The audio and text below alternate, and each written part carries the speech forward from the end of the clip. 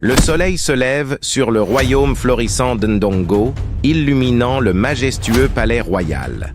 Les murs du palais sont ornés de sculptures en bois délicates et de tissus colorés racontant les exploits héroïques de la dynastie. À l'intérieur de la grande salle du trône, une atmosphère de gravité et de tension règne. La lumière du matin filtre à travers les vitraux, projetant des motifs colorés sur le sol en pierre. Au centre de cette salle impressionnante, Nzinga, la reine audacieuse, se tient droite.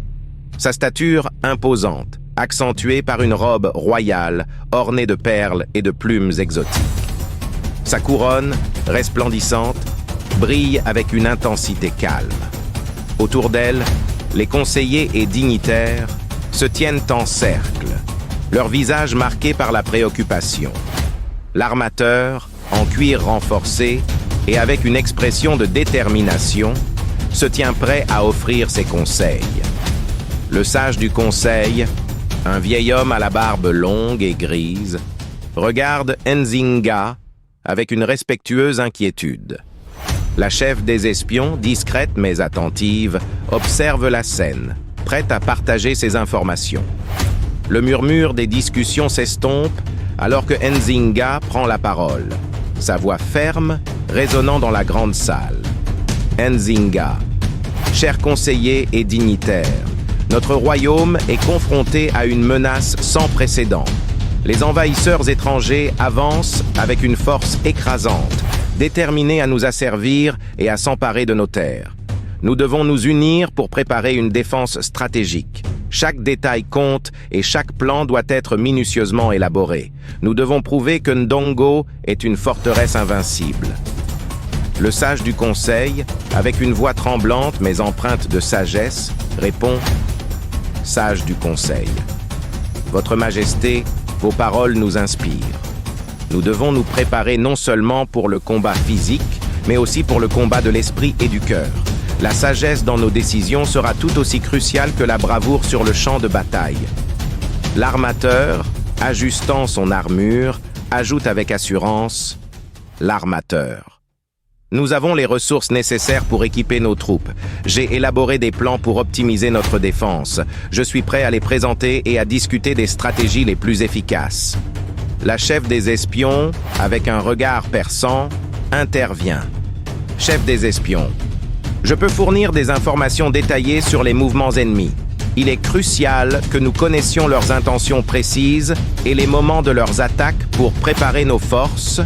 En conséquence, le grand prêtre, vêtu de robes sacrées, prend la parole d'une voix grave et rassurante. Nous devons également invoquer la bénédiction des ancêtres pour renforcer notre courage et notre détermination. Les rites et les prières peuvent apporter une protection divine et fortifier notre esprit face à l'adversité. L'artisan en chef, un homme robuste avec des mains calleuses, se tourne vers Nzinga. Je m'assure que chaque pièce d'équipement est fabriquée avec soin. Les fortifications sont en cours et je supervise personnellement la fabrication des armes. Je suis confiant que nous serons prêts pour la bataille. Nzinga, prenant en compte toutes les suggestions, se tourne vers le groupe. Nous avons entendu les voix de la sagesse, de la stratégie, de la foi et de l'artisanat. Il est clair que notre force réside dans notre unité et notre préparation. Nous devons maintenant nous préparer pour les prochaines étapes avec détermination. La défense de notre royaume est entre nos mains. Les conseillers hochent la tête en signe d'accord, leur engagement renforcé par les paroles de Nzinga. La scène se déroule avec une série de préparatifs détaillés. L'armateur organise les équipes pour fortifier les murs du palais et les points de défense stratégiques. L'artisan en chef supervise la dernière fabrication des armes et des protections. La chef des espions communique les dernières informations sur les mouvements ennemis à ses agents, tandis que le grand prêtre dirige des rituels pour bénir les soldats et le royaume. Nzinga se déplace parmi ses troupes, offrant des mots d'encouragement et surveillant les progrès. Le climat de la grande salle du trône se charge d'une tension palpable alors que les conseillers se préparent à mettre en œuvre les plans. Nzinga, chers amis, nous sommes à un tournant crucial. Chaque acte de courage, chaque stratégie mise en place, chaque prière adressée aux ancêtres nous rapprochera de la victoire. Unissons nos forces et faisons preuve de la bravoure qui a toujours défini notre royaume. La scène se termine sur une note de suspense, alors que les préparatifs continuent sous le regard vigilant de Nzinga. La tension est palpable. Chaque personnage se concentre sur son rôle, conscient que l'avenir du royaume dépend de leur succès collectif. Sous le ciel lumineux, la scène s'ouvre sur les camps militaires qui entourent le majestueux palais royal. L'atmosphère est chargée d'une énergie palpable. Des soldats s'affairent à ériger des fortifications, les forgerons forgent des armes avec frénésie et des éclats métalliques résonnent dans l'air. Nzinga, vêtue d'une robe royale simple mais élégante, traverse le camp, observant chaque détail avec un regard perçant. Elle marche avec une assurance naturelle, son visage marqué par une concentration intense. Les soldats, voyant leur reine, se redressent, galvanisés par sa présence. Nzinga s'arrête près d'un groupe de jeunes recrues qui affichent une nervosité palpable. Nzinga, tenez-vous droit, jeunes guerriers. Aujourd'hui, vous forgez votre destin. Ne doutez jamais de votre force intérieure, car c'est elle qui vous guidera dans la bataille. Les recrues échangent des regards résolus avant de reprendre leur préparation avec un élan renouvelé. La détermination grandit dans le camp, chaque soldat se sentant soutenu par la reine elle-même. Nzinga s'approche ensuite de l'armateur, un homme au visage marqué par les batailles passées, vêtu d'une armure en cuir renforcée. Devant lui sont étalées de grandes cartes stratégiques, indiquant les fortifications en cours de construction. Armateur, pointant la carte. Nous avons renforcé les murailles ici et ici. Des pièges ont été installés dans les passages étroits pour ralentir l'avancée ennemie. Nzinga. Et nos réserves d'armes? Armateur. Nous avons assez d'épées, de lances et d'armures pour chaque homme. Les forgerons travaillent jour et nuit pour s'assurer que personne ne manque d'équipement. Nzinga hoche la tête, satisfaite des progrès. Elle pose une main sur l'épaule de l'armateur, un geste qui renforce leur complicité et le respect mutuel. La chef des espions, une femme discrète mais dont les yeux vifs ne manquent aucun détail, rejoint Nzinga, un document à la main. Ses gestes sont précis, ses paroles mesurées. Chef des espions, nos informateurs rapportent que l'ennemi regroupe des troupes près de notre frontière nord. Ils semblent préparer une attaque à grande échelle, mais ils ne connaissent pas nos pièges. Nzinga, excellent. Cela nous donne un avantage. Quelle est leur stratégie? Chef des espions, ils comptent sur la vitesse et la surprise. Mais avec la disposition actuelle de nos troupes, nous pourrons les encercler. Nzinga réfléchit quelques secondes avant de répondre d'une voix ferme. Nzinga. Prévenez chaque unité.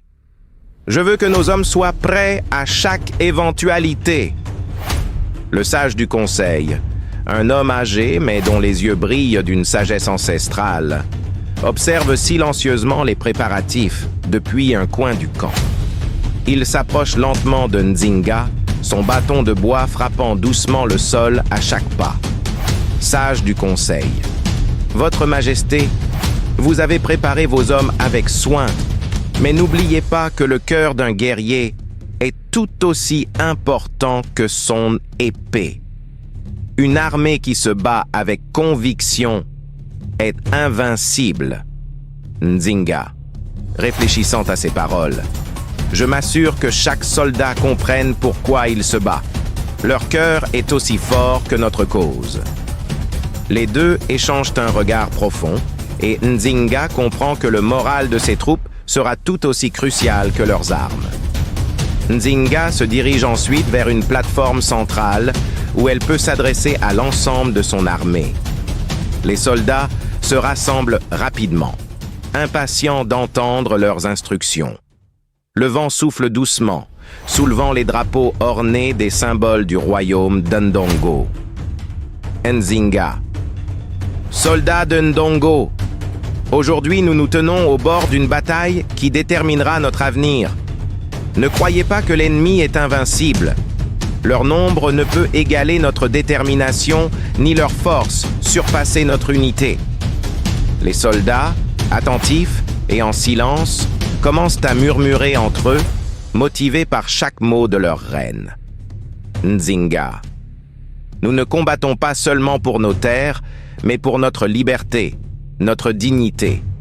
Que chacun de vous se souvienne, ensemble, nous sommes une force, impossible à briser. L'histoire se souviendra de ce jour. Les soldats crient de motivation, brandissant leurs armes dans un élan collectif. La scène s'achève avec les soldats retournant à leur poste, le cœur plein de courage. Nzinga, aux côtés de l'armateur et de la chef des espions, supervise les derniers ajustements. Armateur, les barricades sont en place. Nos hommes connaissent leur rôle. Chef des espions, tous nos éclaireurs sont en position. Nous surveillerons les moindres mouvements de l'ennemi. La scène s'ouvre avec une vue panoramique de la bataille qui fait rage à l'extérieur des murs du palais royal. Le ciel, autrefois bleu, est maintenant obscurci par la poussière et la fumée, résultat des combats intenses. Le sol tremble sous les pas des soldats en marche et les charges des chevaux.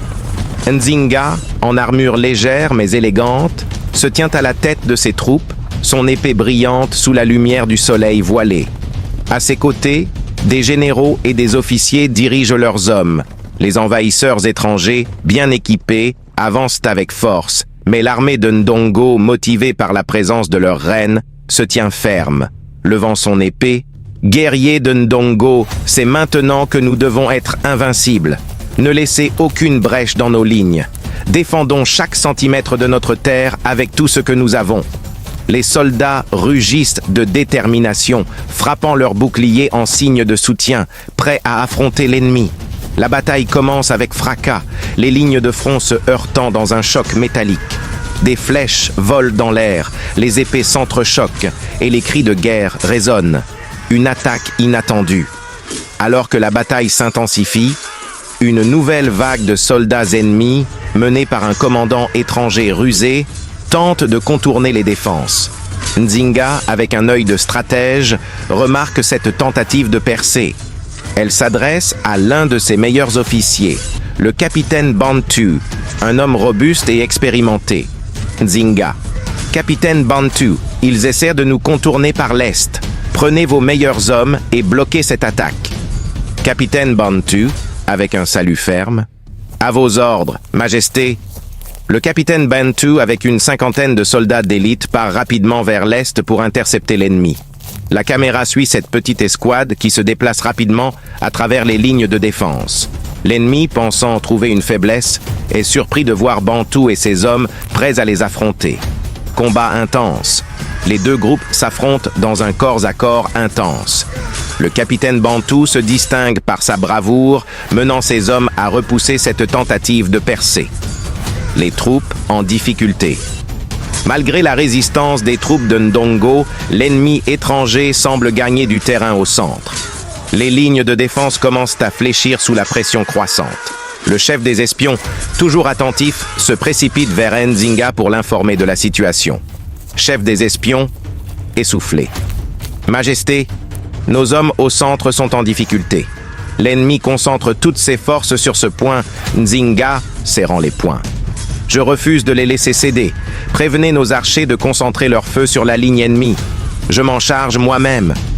Nzinga, montrant une fois de plus son courage, prend la tête d'une charge pour soutenir ses troupes au centre du champ de bataille.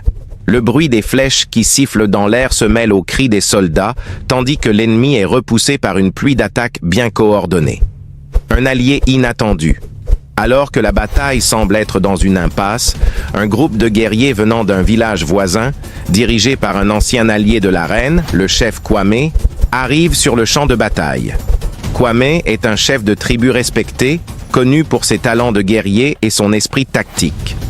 Chef Kwame, s'approchant de Nzinga, « Majesté, mon peuple est à vos côtés. Nous n'abandonnerons jamais notre liberté. » Nzinga, avec un sourire de soulagement. « Kwame, votre aide est inestimable. Ensemble, nous les repousserons. » Avec l'arrivée de ces renforts inattendus, les forces de Ndongo reprennent l'avantage. Kwame et ses hommes, experts dans le combat en terrain difficile, mènent une série d'attaques rapides contre l'ennemi, causant des pertes importantes. Le retournement décisif. Le chef des espions revient auprès de Nzinga avec une nouvelle information cruciale. Chef des espions. Majesté, l'ennemi est en train de se regrouper pour une retraite. Ils sont en train de céder. Nzinga, en haussant la voix pour que tous l'entendent. C'est notre moment. Pour Ndongo, pour notre liberté, chargée exclamation marque. Les troupes de Nzinga, galvanisées par ces paroles, lancent une attaque finale décisive. Le sol tremble sous la charge des guerriers de Ndongo. Et l'ennemi, désorganisé et épuisé, ne peut résister.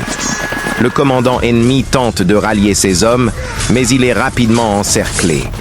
La scène se termine sur une victoire éclatante.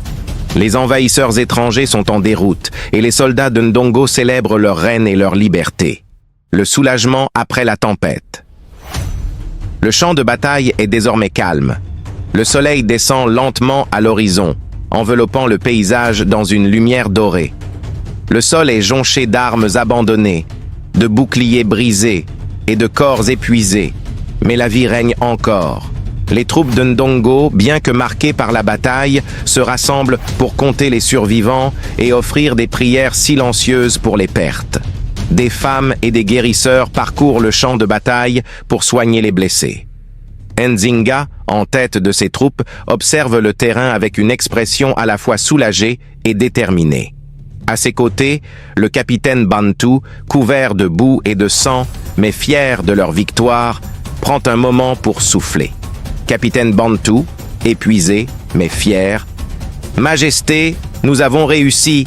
Ils sont partis. » Nzinga, calmement.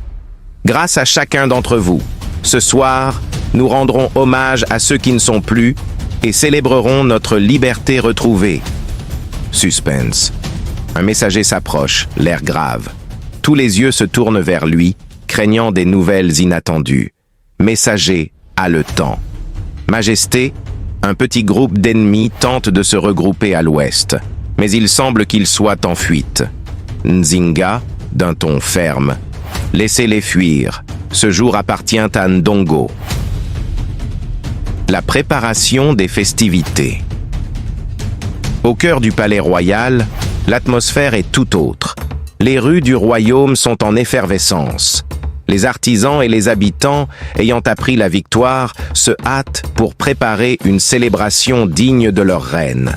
Des lanternes multicolores sont suspendues aux arbres, des drapeaux et des tissus vibrants flottent au vent et des tables sont installées, remplies de plats traditionnels, de fruits exotiques et de boissons.